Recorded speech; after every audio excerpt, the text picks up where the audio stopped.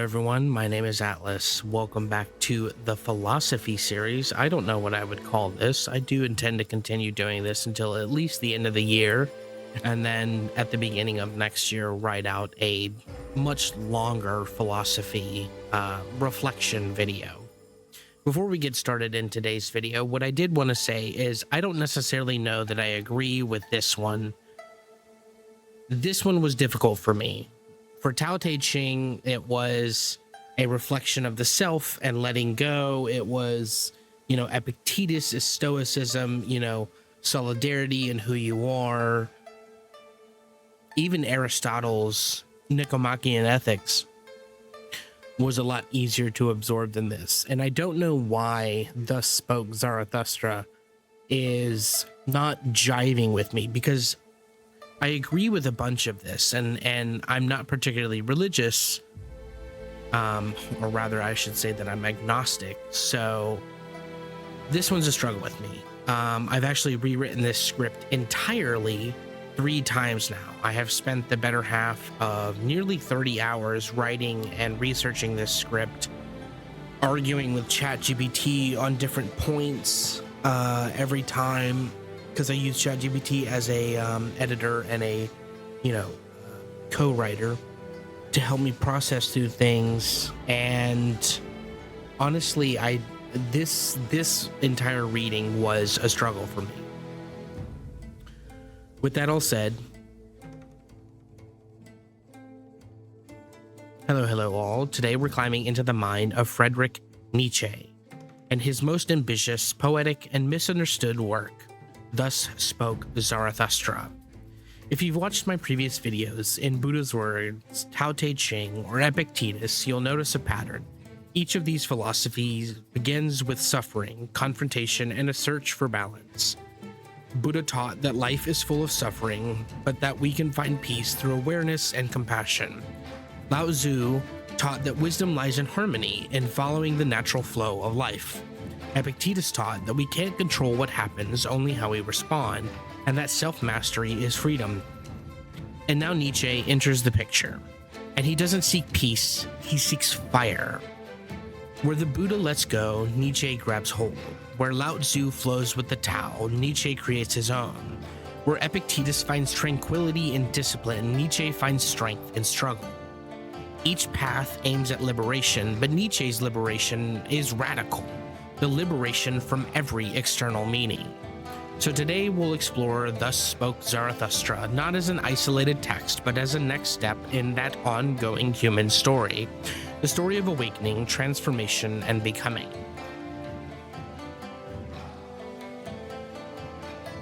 Zarathustra begins his journey by descending from the mountains after 10 years of solitude, ready to share his wisdom with humanity.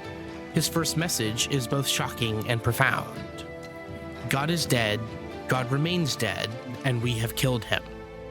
This line is one of the most misunderstood in philosophy.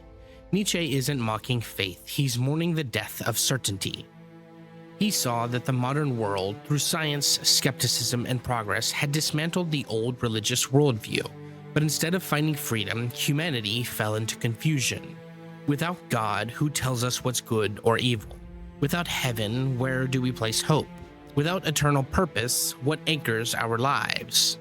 In Nietzsche's eyes, the death of God was not a triumph of atheism, it was the beginning of a crisis, a moral and existential void. And yet beneath that despair lies an opportunity. Because when the old sources of meaning fade, the task of creation begins. This is where Nietzsche and Christianity strangely overlap. Christianity itself began with death, with the crucifixion. And that death became the symbol of rebirth. The cross was both an end and a beginning, the death of the old self and the birth of the something new. Nietzsche's God is dead echoes this in a different key. He isn't saying that God should die, he's saying that our idea of God, our dependence on an external authority, must die for something greater to be born. In his own way, he's calling for a spiritual resurrection, one not given by faith but earned through creation. So while the Buddha sought enlightenment by letting go, Christianity seeks salvation through faith, Nietzsche's Zarathustra seeks transformation through the creative act of self-becoming.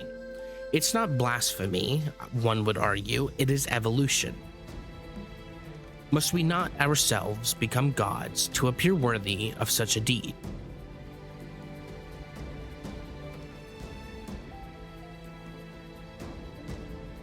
After declaring the death of God, Zarathustra offers humanity a challenge. Man is something that shall be overcome. For Nietzsche, the human being is not a finished product. We are a bridge between what we were and what we could be. The Übermensch, or Overman, is that next stage. The human who creates meaning from within rather than borrowing it from religion, tradition, or society. The Übermensch doesn't wait for permission. He takes the raw materials of existence, pain, loss, chaos, and transforms them into creation. He turns life itself into art. And if you followed the journey of this series, the ideas should feel somewhat familiar. The Buddha taught us to face suffering with awareness, to release attachment and find peace. Nietzsche goes further. He asks us to take that suffering and use it to turn it into strength. Lao Tzu taught that harmony with the flow of life, moving with the Tao rather than fighting against it. Nietzsche's Übermensch doesn't simply flow with the world, he shapes the current itself. Yet both arrive at freedom, one through surrender, the other through creation. Epictetus taught the power of self-mastery, to endure what we cannot change. Nietzsche agrees, but says endurance isn't enough. We must go beyond endurance to affirmation, to not only accept life, but to love it. The Übermensch isn't the human who no longer asks what life means. Instead, he's the one that becomes the answer. The greatest weight is to become who you are. And that, in a sense, is the culmination of every philosophy we've explored so far. To face suffering, accept change, master the self, and finally, create the meaning from chaos. This is what it means to overcome man, not through power over others, but through the courage to transform yourself.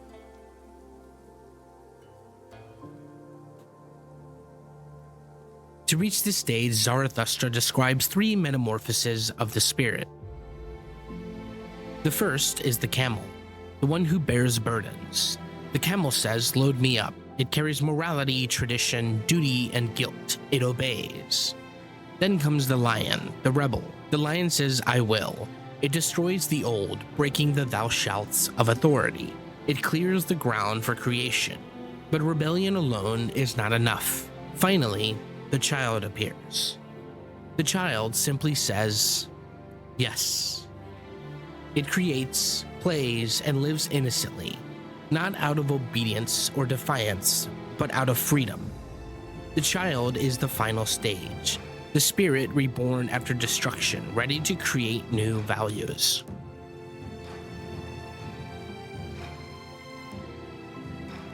One of Nietzsche's deepest insights, running beneath all of Zarathustra, is the will to power, the driving force of all life. For him, the universe isn't guided by morality or divine purpose.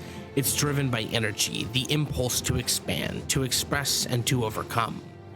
This will to power isn't about domination, it's about creation. The artist painting in solitude, the thinker questioning everything, the survivor rebuilding after destruction. Each expresses that same vital force. Epictetus would call it discipline, the Buddha would call it mindfulness, and Lao Tzu would call it harmony. Nietzsche calls it power, the energy to transform yourself, and through that transform the world.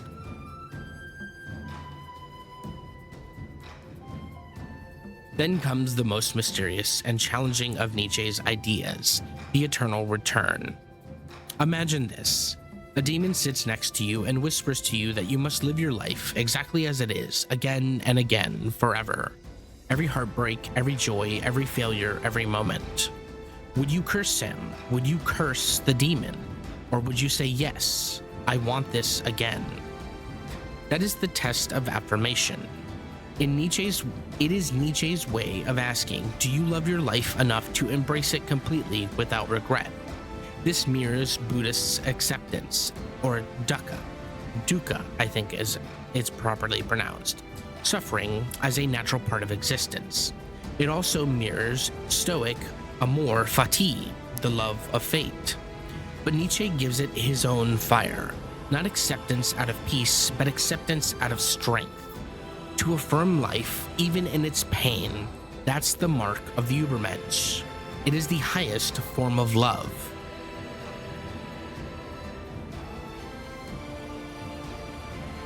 Throughout the book, Zarathustra battles what he calls the spirit of gravity, the heaviness that keeps the soul from dancing. It's the voice that says, be serious, be small, don't risk, don't laugh. It's guilt, shame, and comfort, the slow death of vitality. The spirit of gravity keeps humanity trapped as the last man, a creature who seeks only safety, pleasure, and convenience. Boy, do we see a lot of that today. No pain, no meaning, no greatness. We have invented happiness, says the last man. And they blink. Zarathustra's answer is laughter. To laugh in the face of chaos is to rise above it. To dance despite despair is to overcome it. This is Nietzsche's answer to nihilism, joyful creation. To affirm life so completely that you can dance on the edge of the abyss, light, fearless, and alive.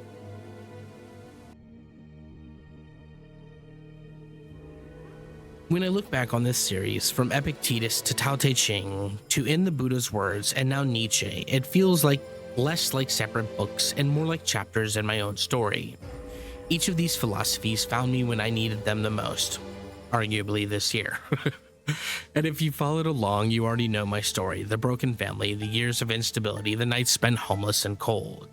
I've lost everything more than once, many more times than once. I've been robbed, lied to, and left behind, and through all of that, philosophy wasn't something I studied. It is arguably how I survived. A certain form of mentality that kept me going. When I read In the Buddha's Words, I saw my pain reflected in the Buddha's truth, that life is suffering. But he also said suffering can awaken us. He taught me that I could look directly at pain without being destroyed by it. The awareness could be the first step towards peace. Then came Tao Te Ching. Lao Tzu said to move like water, to bend but not break. For the first time, I stopped seeing my instability as a weakness. All of these years being forced to adapt, to start over, and to flow around life's obstacles, maybe that was my strength. And Epictetus showed me endurance. He taught me that freedom isn't about what you have, it's about how you respond when everything is taken. He showed me that I could still choose. I could still decide what kind of person I wanted to be, even in the middle of loss. And then I found Nietzsche. And where others offered peace, Nietzsche offered power.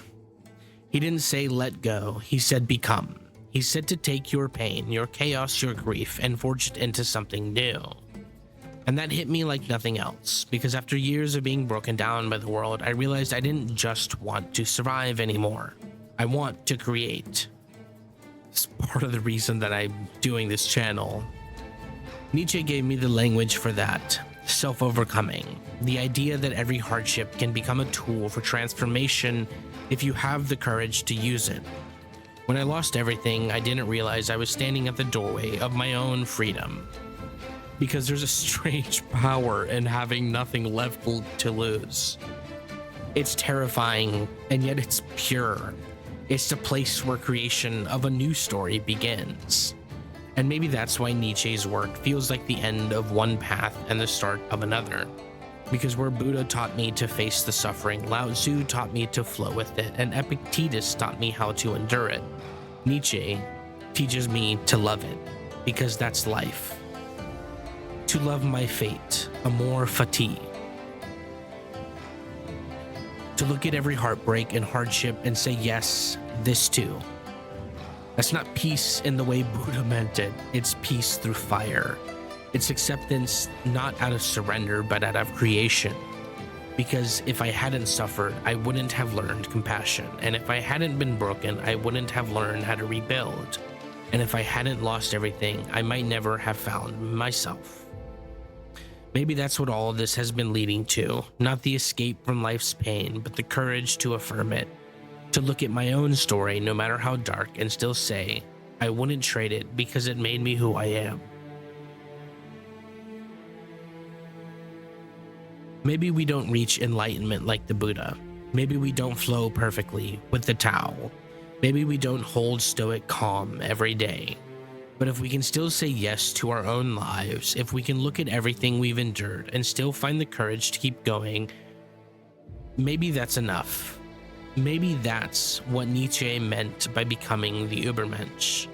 Not a perfect being, but a person who dares to love their life exactly as it is.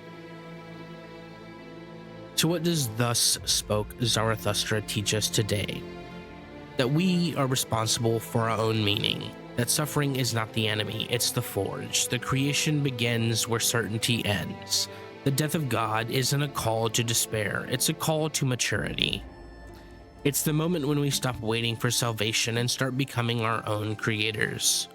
Zarathustra laughs, not because life is easy, but because he has learned to dance with its chaos. And maybe that's what every philosophy has been leading toward, from Buddha's compassion to Nietzsche's laughter. The ability to say yes to life, to all of it. One must still have chaos in oneself to give birth to a dancing star.